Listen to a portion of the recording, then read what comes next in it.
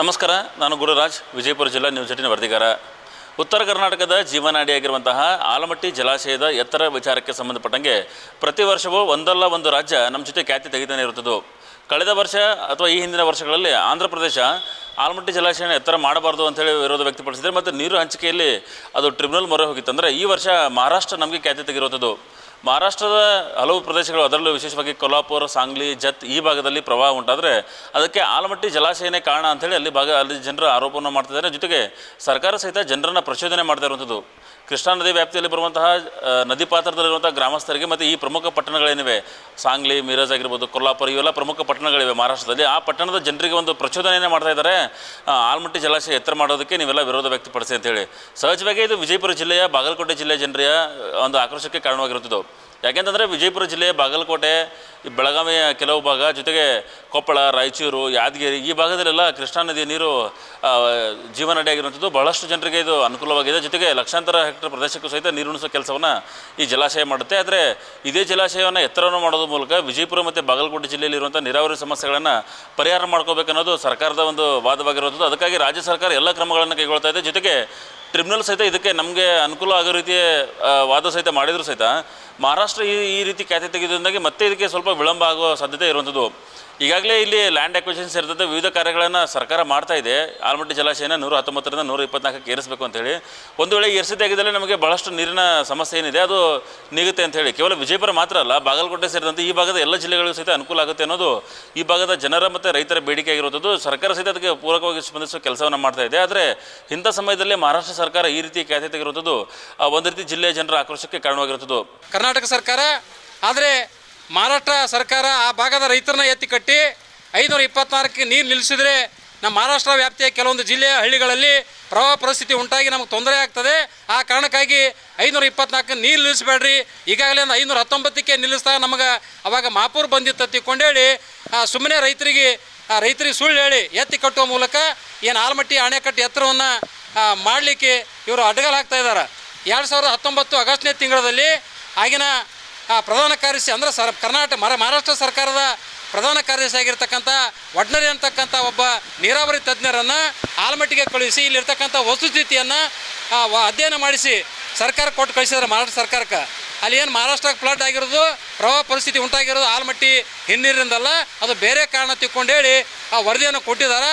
ಆದಾಗ್ಯೂ ಕೂಡ ಮಹಾರಾಷ್ಟ್ರ ಸರ್ಕಾರ ಅನಾವಶ್ಯಕವಾಗಿ ಇದೇನು ಹಿನ್ನೆಲೆಯಾಗಿ ಷಡ್ಯಂತ್ರ ನಡೆಸಿ ಆ ಭಾಗದ ರೈತರನ್ನ ಎತ್ತಿ ಕಟ್ಟಿ 524ಕ್ಕೆ ಆಲಮಟ್ಟಿ ಜಲಾಶಯ ನೀರಿನ ಮಟ್ಟವನ್ನು ನಿಲ್ಲಿಸಬಾರ್ದು, ಗೇಟನ್ನು ಅಳವಡಿಸಬಾರ್ದು ತಿಳ್ಕೊಂಡೇಳಿ ಹೋರಾಟ ಮಾಡುವ ಮೂಲಕ ನಮಗೆ ರೈತರಿಗೆ ಅನ್ಯಾಯ ಮಾಡ್ತಾ ಇದೆ. ನಮ್ಮ ಕರ್ನಾಟಕ ರೈತರಿಗೆ ಯಾವುದೇ ಕಾರಣಕ್ಕೂ ನಮ್ಮ ಕರ್ನಾಟಕ ಸರ್ಕಾರ ಆಗಲಿ ಅಥವಾ ಕೇಂದ್ರ ಸರ್ಕಾರ ಆಗಲಿ ಮಹಾರಾಷ್ಟ್ರದ ರೈತರ ಒಂದು ಹೋರಾಟಕ್ಕಾಗಲಿ ಅಥವಾ ಮಹಾರಾಷ್ಟ್ರ ಸರ್ಕಾರಕ್ಕೆ ನೀವು ಮಣಿದು ಕೆಲಸವನ್ನು ನಿಲ್ಲಿಸಬಾರ್ದು. ವೈಜ್ಞಾನಿಕವಾಗಿ ಸಹಿತ ಮಹಾರಾಷ್ಟ್ರ ಸರ್ಕಾರವೇ ಕಮಿಟಿಗಳನ್ನು ರಚನೆ ಮಾಡಿ ಆಲಮಟ್ಟಿ ಜಲಾಶಯದಲ್ಲಿ ನೀರು ನಿಂತರೆ ಅದರಿಂದ ಈ ಭಾಗದ ಸಮಸ್ಯೆ ಆಗುತ್ತಾ, ಪ್ರವಾಹ ಉಂಟಾಗುತ್ತಾ ಅನ್ನೋದ್ರ ಬಗ್ಗೆ ವೈಜ್ಞಾನಿಕವಾಗಿ ಸಲಹೆ ನೀಡೋದಕ್ಕೆ ತಜ್ಞರ ಸಮಿತಿಗಳನ್ನು, ಎಕ್ಸ್ಪರ್ಟ್ಗಳನ್ನು ನೇಮಕ ಮಾಡಿತ್ತು. ಅವರು ಸಹಿತ ಮಹಾರಾಷ್ಟ್ರ ಸರ್ಕಾರಕ್ಕೆ ಮಹಾರಾಷ್ಟ್ರದ ಜನರೇ ವರದಿಯನ್ನು ಕೊಟ್ಟಿದ್ರು. ಯಾವುದೇ ಕಾರಣಕ್ಕೂ ಇದರಿಂದ ಸಮಸ್ಯೆ ಆಗೋದಿಲ್ಲ ಅಂಥೇಳಿ ಸೈಂಟಿಫಿಕ್ ಆಗಿ ಅವರು ಅದನ್ನು ಪ್ರೂವ್ ಸಹಿತ ಮಾಡಿದರು. ಆದರೂ ಸಹಿತ ಮಹಾರಾಷ್ಟ್ರ ಸರ್ಕಾರ ಇದನ್ನು ನಂಬ್ತಾ ಇಲ್ಲ. ಜೊತೆಗೆ ಸುಳ್ಳು ಆರೋಪ ಮಾಡೋದನ್ನು ಸಹಿತ ಬಿಡ್ತಾ ಇಲ್ಲ. ಹಾಗಾಗಿನೇ ರಾಜ್ಯದ ಮತ್ತು ವಿಜಯಪುರ ಜಿಲ್ಲೆಯ, ಬಾಗಲಕೋಟೆ ಜಿಲ್ಲೆಯ ಮುಖಂಡರು ಸರ್ಕಾರಕ್ಕೆ ಆಗ್ರಹ ಮಾಡ್ತಾ ಇದ್ದಾರೆ. ಮಹಾರಾಷ್ಟ್ರ ಸರ್ಕಾರದ ಆರೋಪ ಏನಿದೆ ಅದಕ್ಕೆ ಸ್ಪಷ್ಟವಾಗಿ ಉತ್ತರವನ್ನು ನೀಡಬೇಕು, ರಾಜ್ಯ ಸರ್ಕಾರ ಈ ವಿಚಾರದಲ್ಲಿ ರಿಯಾಕ್ಟ್ ಮಾಡಬೇಕು ಅಂತ ಹೇಳಿ 2010ರಲ್ಲೇ ತೀರ್ಪು ಬಂದಿದೆ. ಅಂದಿನಿಂದ ಇಂದಿನವರೆಗೂ ಮಹಾರಾಷ್ಟ್ರ ಸರ್ಕಾರ ಸುಪ್ರೀಂ ಕೋರ್ಟ್ನಲ್ಲಿ ಪ್ರಶ್ನೆ ಮಾಡಿಲ್ಲ. ಹಿನ್ನೀರಿನಿಂದ ತೊಂದರೆ ಆಗ್ತದ ಅನ್ನೋದನ್ನು ಪ್ರಶ್ನೆ ಮಾಡಿಲ್ಲ. ಸುಳ್ಳು ಆರೋಪಗಳನ್ನ ಮಾಡ್ತಾ ಇದ್ದಾರೆ. ಮತ್ತು ಮಹಾರಾಷ್ಟ್ರ ಸರ್ಕಾರವೇ 2019ರಲ್ಲಿ ಪ್ರವಾಹ ಬಂದಂಥ ಸಂದರ್ಭದಲ್ಲಿ ನಮ್ಮಲ್ಲಿಯೂ ಪ್ರವಾಹ ಬಂದಿತ್ತು. ಅವ್ರಿಗೆ ಫ್ಲಡ್ ಬಗ್ಗೆ ಸರ್ವೆ ಮಾಡಿಸಿ ಆಲಮಟ್ಟಿ ಅಣೆಕಟ್ಟಿನ ಹಿನ್ನೀರಿನಿಂದ ಯಾವುದೇ ಸಮಸ್ಯೆ ಇಲ್ಲ ಅಂಥೇಳಿ ಅವರು ವರದಿ ಕೊಟ್ಟಿದ್ದಾರೆ. ಇಷ್ಟು ಆದಮೇಲೆಯೂ ಕೂಡ ಅವರು ಆಲಮಟ್ಟಿ ಅಣೆಕಟ್ಟಿನ ಹಿನ್ನೀರಿನಿಂದ ಕೊಲ್ಹಾಪುರಕ್ಕೆ ಮತ್ತು ಸಾಂಗ್ಲಿಗೆ ತೊಂದರೆ ಆಗ್ತದೆ ಅಂಥೇಳಿ ಸುಳ್ಳು ಆರೋಪಗಳನ್ನ ಮಾಡ್ತಾಯಿದ್ದಾರೆ. ಇನ್ನೊಂದು ನಾನು ಗಮನಕ್ಕೆ ತರಲಿಕ್ಕೆ ಬಯಸ್ತೇನೆ. 1969ರಲ್ಲಿ ಪ್ರವಾಹ ಬಂದಿತ್ತು. ಸಾಂಗ್ಲಿ ಮತ್ತು ಕೊಲ್ಹಾಪುರ ನಗರಗಳಲ್ಲೇ ಬಂದಿತ್ತು.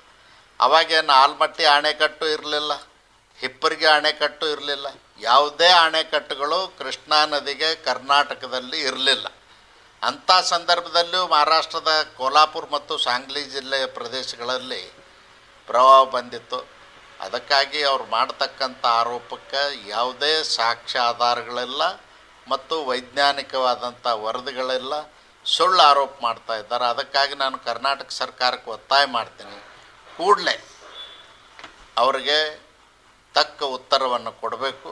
ಸದ್ಯದ ಮಟ್ಟಿಗೆ ರಾಜ್ಯ ಸರ್ಕಾರ ಈ ವಿಚಾರದಲ್ಲಿ ಏನು ನಿರ್ಧಾರ ತಗೊಳುತ್ತೆ ಅನ್ನೋದು ಜನರಿಗೆ ಮತ್ತು ರೈತರಿಗೆ ಬಹಳಷ್ಟು ಕುತೂಹಲ ಇರುವಂಥದ್ದು. ಯಾಕಂದರೆ ಮಹಾರಾಷ್ಟ್ರ ಈ ರೀತಿ ಸುಳ್ಳು ಪ್ರಚಾರ ಮಾಡೋದ್ರಿಂದಾಗಿ ಈ ಭಾಗದ ಏನು ಅಭಿವೃದ್ಧಿ ಕಾರ್ಯಗಳಿವೆ ಮತ್ತು ನೀರಾವರಿ ಯೋಜನೆಗಳಿವೆ ಅದಕ್ಕೆ ಹೊಡೆತ ಬೀಳುತ್ತೆ ಅಂತ ಹೇಳಿ ಈಗಾಗಲೇ ಈ ವಿಚಾರ ಟ್ರಿಬ್ಯುನಲ್ ಮುಂದೆ ಇರೋದ್ರಿಂದ ಕರ್ನಾಟಕ, ಮಹಾರಾಷ್ಟ್ರ, ಆಂಧ್ರ ಪ್ರದೇಶ, ತೆಲಂಗಾಣ ಈ ರಾಜ್ಯದ ಮಧ್ಯೆನೇ ಒಂದು ವ್ಯಾಜ್ಯ ಇರೋದ್ರಿಂದ ಇದು ಹೊಸ ಒಂದು ಹುಟ್ಟುಹಾಕ್ತಾ ಇರೋದ್ರಿಂದ ಅಂದರೆ ನಮಗೆ ಇದರಿಂದ ಸಮಸ್ಯೆ ಆಗುತ್ತೆ ಅಂತ ಹೇಳಿ ಸುಳ್ಳು ಆರೋಪ ಮಾಡ್ತಾ ಇರೋದ್ರಿಂದ ಇಲ್ಲಿನ ಯೋಜನೆಗಳಿಗೆ ಸರ್ಕಾರ ಮಾಡೋದಕ್ಕೆ ಹಿಂದೇಟು ಹಾಕೋ ಸಾಧ್ಯತೆಯೂ ಇರುತ್ತದೆ. ಹಾಗಾಗಿ ಇಲ್ಲಿನ ಜನರು ಬಂದು ಆಗ್ರಹ ಮಾಡ್ತಿರೋದು ರಾಜ್ಯ ಸರ್ಕಾರ ಈ ವಿಚಾರದಲ್ಲಿ ಕ್ಲಾರಿಫಿಕೇಶನ್ ಕೊಡಬೇಕು ಮತ್ತು ಮಹಾರಾಷ್ಟ್ರ ಸರ್ಕಾರಕ್ಕೆ ಏನು ಉತ್ತರ ಕೊಡೋದಿದೆ ಅದನ್ನು ಸಹಿತ ಕೊಡಬೇಕು ಅಂತೇಳಿ ಅವ್ರು ಆಗ್ರಹವನ್ನು ಮಾಡ್ತಾ ಇದ್ದಾರೆ. ಮಹಾರಾಷ್ಟ್ರ ಸರ್ಕಾರನೇ ನೇಮಕ ಮಾಡುವಂಥ ಕಮಿಟಿಗಳು ಸಹಿತ ಯಾವುದೇ ರೀತಿ ನೀರು ಬರೋದಕ್ಕೆ ಸಾಧ್ಯ ಇಲ್ಲ ಅಂತ ಹೇಳಿದ್ರು ಸಹಿತ ಮಹಾರಾಷ್ಟ್ರ ಈ ರೀತಿ ಆರೋಪ ಮಾಡ್ತಿರೋದು ಎಷ್ಟು ಮಟ್ಟಿಗೆ ಸರಿ ಅನ್ನೋದು ಜನರ ಪ್ರಶ್ನೆ ಆಗಿರುತ್ತದೆ.